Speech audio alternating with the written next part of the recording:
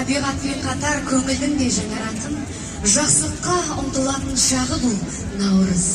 Бұл күні біз шаңырақтың берекесін, отбасының бірлігін ерекше ұлықтаймыз.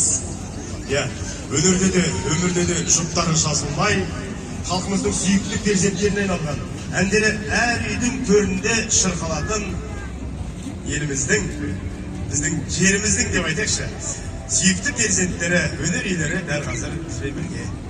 Ерқанат сахна төріне қазақтың қос қанатындай болған, үлгі болып жүрген, жұптары жазылмаған, үйлесімді жұп, Тоқтар Серіков пен Бейбіт Сейдуалиеваны шақыруға рұқсат етіңіздер.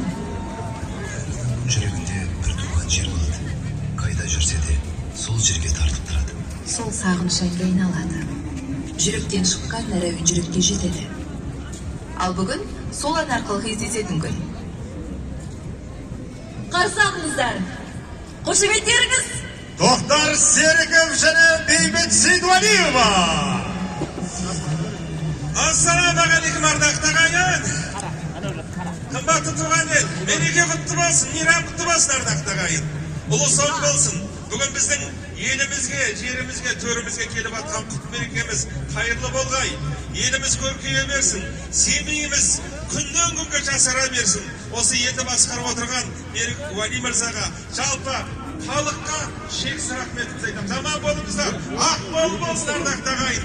Әрқашан біздің жүрегімізде мәңгі сіздер сақталып тұрсыздар. Сондықтан бірінші әнімізді осы Семей еліне арналған әніміз ертістің жағасында деген әнді тартып өтеміз. Қабыл алыңыздар.